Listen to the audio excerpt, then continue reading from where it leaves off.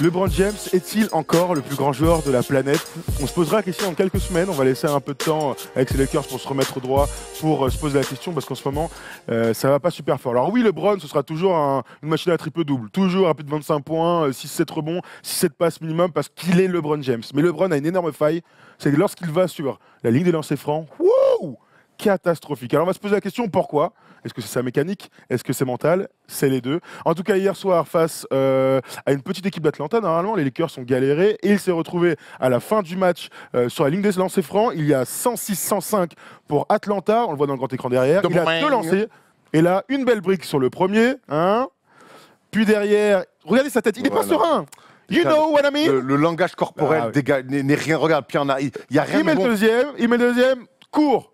Il rate. Alors on va laisser l'action parce qu'on ne va pas du tout lui enlever. Derrière, Kuzma prend un rebond offensif, tente un tir drop et lui met une énorme claquette parce que c'est LeBron et qu'il est incroyable. Mais voilà ce qu'est LeBron. C'est pas la première fois, remets-moi un plan là s'il te plaît Polo, c'est pas la première fois cette saison face aux San Antonio Spurs. Pareil, deux lancers francs en overtime, 141-142 pour les Lakers. Et il rate encore une fois, deux fois. Quel drôle de Ils vont perdre. Putain, mais merde, quoi. C'est le meilleur joueur du monde. Avec tout le vécu qu'il a, comment il peut encore rater des lancers francs? Bonne question. Quelle drôle de routine. Alors, il faut savoir que parfois, il est souvent passé entre les gouttes, mais LeBron James, ça a toujours été un problème pour lui, les lancers francs. Oui, toujours. C'est pas un shooter naturel. Je me souviens aussi avec Cleveland face à Houston en prolongation. Il y a 2 ans de ça, il avait raté aussi 2 lancers francs importants. C'est pas la première fois que ça arrive. En finale NBA aussi, il lui est arrivé d'en rater. Ça fait 15 ans, hein. Oui.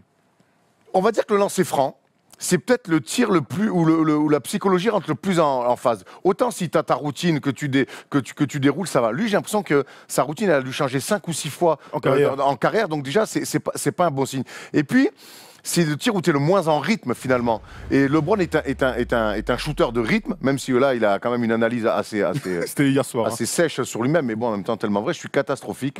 Je suis nul sur une des lancers francs en ce moment. C'est fou. Alors, c'est pas en ce moment, mon grand, j'ai l'impression que c'est quand même un petit peu le gros point noir de ta carrière.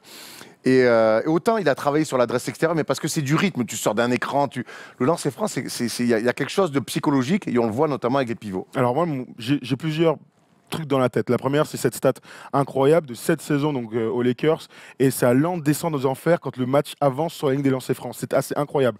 Il est à, regardez, 72% au premier quart-temps, 76 au deuxième, 79 dans le troisième, donc c'est bien, 74 sur le dernier quart-temps. Donc ça va dans l'ensemble. C'est ce qu'il est. Entre 74, 75, 76%. C'est pas ouf, mais c'est correct. Regardez les 5 dernières minutes, il a 58%. Dernière minute, ça descend à 44%. Alors les 30 dernières secondes, 38%. Attendez, mais même André Drummond, il est meilleur, quoi. C'est assez fou d'imaginer ce gars-là qui est aussi fort, de prestance, arriver et devenir un adolescent de 12 ans qui arrive sur une ligne de lancer franc. Moi, j'ai beaucoup de mal à l'expliquer. Est-ce que c'est la pression, nous dit Sosa? Je sais pas. Shooter des lancers francs dans le Money Time, c'est pas shooter des lancers francs à l'entraînement, c'est pas shooter des lancers francs en match. Peut-être. Et shooter des lancers francs à la dernière seconde, c'est un métier particulier. Oui, d'accord. Sauf que ça, je l'entends sur des mecs de valeur, de même valeur. Là, c'est LeBron le meilleur. Donc moi, tu vois, il a gagné un titre avec Cleveland. Là, il y avait de la pression. Il met 40-40. Là, il y avait de la pression. Là, c'est un petit match de saison régulière contre Atlanta. Il se met sur la ligne et il rate 2 fois, quoi. Je pense qu'il y a un vrai blocage psychologique. Alors, tout LeBron qu'il est, avec le vécu et l'expérience qu'il a, tout LeBron qu'il est, il y a un blocage psychologique. Et c'est ce qu'il dit d'ailleurs dans la citation que Polo nous a mis tout à l'heure. C'est qu'en ce moment, je suis nul sur la ligne et je pense que ça lui travaille le cigare. Alors, ça nous est tous arrivé à tous les niveaux. Tu vois, moi, je considère être un shooter correct. Il y a eu des moments où j'en mettais plus un. Yann Maimi, on lui a parlé il n'y a pas longtemps avec l'équipe de France. Il était cata, il envoyait airball sur airball sur airball sur airball, alors que c'est un joueur correct. Tu regardes cette saison, il vient, il enchaîne, il n'y a aucun problème. Voilà la petite stat de cette saison pour le cher LeBron. Mais il y a peut-être aussi une affaire de routine et de mécanique. Alors on sait que LeBron James, quand il tire, son coude est un peu écarté. Il a toujours été comme ça. Sauf qu'il a tellement travaillé que son tir de match est devenu très très très fiable. On est d'accord, à part on peut mettre des exemples, mais c'est un gars très très fiable dans le rythme, sur sa gauche, il met dedans comme un cochon. Mais donc du coup, tu disais que c'était un tir très particulier, le lancer franc, je suis d'accord, mais normalement, quand c'est un tir de travail et que tu es en place, quand on dit que la technique est en place et que tu arrives, c'est toujours la même chose, normalement, tu devrais marquer les lancers francs. Tu vois, c'est bizarre le fait qu'il y ait personne, tu sais, il y a plein de gens, les gens qui jouent pas au basket disent, mais attendez, les lancers, t'es tout seul, t'as pas de pression. C'est comme un penalty. Mais en fait, c'est pas tant que ça, parce que tu as 80% de tes tirs, sauf James Harden, mais sont des tirs dans le champ, avec des défenseurs, où tu es en rythme, où tu es où ton corps est en tension, alors que lancer franc, tu es complètement relâché. Et il y a un travail de mécanique, mais il y a aussi un travail psychologique à faire, que la plupart des grands joueurs arrivent à faire, mais pas LeBron James. Et c'est quand même rare dans le top 5, les Kobe, les Jordan, les Karl Malone, je t'en parle. C'est chaque Will Chamberlain des pivots. Oui, mais après, c'est des pivots. Les pivots et tout, c'est différent, mais dans ces joueurs-là, le top 5 de l'histoire, c'est le seul vraiment qui a un vrai, sur un poste extérieur, qui a ces blocages-là au lancer franc, c'est assez fou. Est-ce que tu te souviens quand il était à Miami, qu'il y avait Ray Allen, et j'ai le souvenir que Ray Allen avait passé du temps avec lui pour travailler sur sa mécanique. Et quand on voit dans les vidéos, il y a un truc qu'il fait depuis, je sais pas, 5-6 ans, tu l'as dit vite fait, c'est son pied en arrière. Ouais. Quand tu regardes son premier passage à Cleveland, il n'avait pas du tout la même mécanique, il mettait plus de jambes. Et on dit que dans les lancers francs, il y a deux manières de tirer. Soit tu commences très bas et tu montes comme ça, tu vois, moi je suis plutôt comme ça. Et Erwan, par exemple, sur les lancers francs, il reste droit et il fait une petite bascule. Tu vois, on a ce côté-là. Et LeBron, il est à moitié dans les deux. Il a son pied en arrière et après il le remet devant. Il n'est pas très équilibré. C'est très très bizarre. Et je pense que ça joue, plutôt que vu la musculature qu'il a, il devrait toujours avoir le même truc. Limite ne pas tirer. Tom, et truc. Et il y a un truc, c'est qu'il regarde très peu le panier. Il regarde par terre. Il est là, alors qu'en fait, le premier truc, c'est que tu visualises le cercle très vite. Bon, pas comme Carmelo, hein, non, un verset de la Bible, j'ai l'impression, le gars. mais c'est très curieux, je trouve, en tout cas. Et puis, avec l'âge, il devrait maintenant match de saison. Autant, main gauche. Karl Malone avait raté 2 lancers francs face aux Bulls en finale NBA. Il met 2 gamelas. Incroyable, le ballon rentre 3 quarts pour ressortir. Voilà. Bon, c'est pas de chance, mais même si un bon lancer franc, c'est une filoche, on n'en parle plus. Oui, mais là, on est en saison régulière contre Atlanta, et il envoie 2 briques, il fait pas gamelle, il envoie 2 bricasses.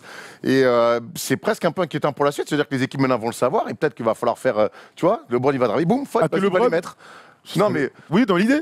Va les mettre. C'est peut-être déjà le cas. Hein. Va les mettre. C'est peut-être déjà le cas. Quelques exemples. Des gens qui ratent des lancers francs. Nick Anderson, on s'en souviendra toujours. Un joueur fiable au lancer franc qui arrive en finale NBA lors du Game 1 de 95. Non, 94 95, je vais bien fou. Oui, 95. Donc Magic, Orlando contre les Houston Rockets. Et donc Nick Anderson, un joueur fiable au lancer franc, va faire 0 sur 4. On connaît l'histoire. Ça peut arriver au meilleur. Le problème, c'est que ça arrive très souvent pour lui. J'ai sorti une anecdote. Gros, j'ai vu un truc incroyable. Will Chamberlain était un shooter de lancer franc, j'ai envie de dire pathétique, à 50%, entre 50 et 60%. En 60-61, il shoot à 50% lancer franc. La saison 61-62, celle où il est à 50 points et 25 rebonds de moyenne, il décide sur une saison de tirer comme Rick Barry. Rick Barry qui tirait à la cuillère, les lancers francs comme ça. Il décide le truc. Il gagne 10 points au pourcentage. Il passe de 50 à 60. Derrière, à la fin de la saison, il dit... C'est trop la honte, je peux pas continuer à tirer comme ça. Alors est-ce que LeBron devrait faire la même chose et tirer à la cuillère? Moi, la cuillère, vraiment, je vois pas comment tu peux avoir du toucher comme ça, ça me paraît complètement... Eh ben, détrompe-toi, le fils de Rick Barry, ou peut-être le petit-fils maintenant, je sais pas, en tout cas, qui joue à la fac, il y a 2 ans, il tirait à la cuillère, il est à 88% lancé franc. Ouais, bah, c'est un shoot particulier, moi je crois que c'est très tard pour s'y mettre, en tout cas. Il y a des mecs qui changent de main, pour Tristan Thompson. Hein, pour LeBron, mais moi, en tout cas, tu vois, on se pose la question, on avait envie d'en parler ce matin. Mais moi, j'ai pas d'explication à ça, en fait. Pour moi, c'est un problème psychologique. C'est plus aller voir un sophrologue, là, que si à 34 piges, il y en a encore, à devoir se mettre des séries de lancers francs pour se mettre sur des fins de match. Surtout qu'on voit que ces pourcentages sont corrects. Et c'est vraiment les fins de match où on tombe sur des pourcentages terribles à moins de 40%. Donc pour moi, le problème, il est complètement psychologique. Mais on sait que LeBron, il a mis des gros tirs pour la gagne, certes. Mais c'est pas le plus grand des tueurs, voilà. Rappel, je vois dans les commentaires, même DeAndre Jordan est bon au lancer franc. DeAndre Jordan, cette saison, il est quand même à 84% au tir, au lancer franc, sachant qu'il en tire 4 par match. Drummond aussi a progressé là-dessus. Comme quoi, quand on bosse et qu'on casse ce truc dans la tête, eh bien, on peut progresser. Voilà ce qu'on pouvait dire sur LeBron. Ouais. C'était très, très intéressant. Quand on parle de technique et de gestuelle. Ouais, mais le lancer franc est un tir à part, on est d'accord. Mais enfin, bon, voilà, je suis très curieux quand même que ce mec-là qui champion NBA, multiple MVP, qui est le papa de la ligue, on arrive encore à envoyer 2 bricasses sur des fins de match et 2 fois en peu de temps. Quelques commentaires, mon Polo. À domicile en plus. Oui, pour rien arranger. Et contre les Spurs, c'était déjà pareil. Quelques commentaires, vos réactions quant à cette affaire de LeBron et ce petit lancer franc. Alors, il y a Louis Roumestan qui nous dit « Je pense que c'est la seule partie de ce game, dans son game, qui le met la pression à cause du fait qu'il en ait loupé des décisifs en début de saison et dans toute sa carrière aussi. Le cœur qui bat, les chevilles qui tremblent, classique. » Classique. On l'a tous raté, hein, évidemment. Weber, le coude est un peu désaxé, le mouvement est pas fluide. Ça me donne l'impression que plus les lancers sont importants et moins le mouvement est fluide parce qu'il s'applique. Après, je suis pas un pro du lancer franc, mais on en revient tous à le truc de cogiter et cette gestuelle qui n'est pas toute droite, avec ce coude qui sort. Et ça peut jouer. Regardez le coude de Steph Curry, c'est un modèle de droiture. Je me suis fait un peu mal, mais bref. Donc voilà. On espère quand même qu'il va progresser un jour. Tu y crois, Erwan?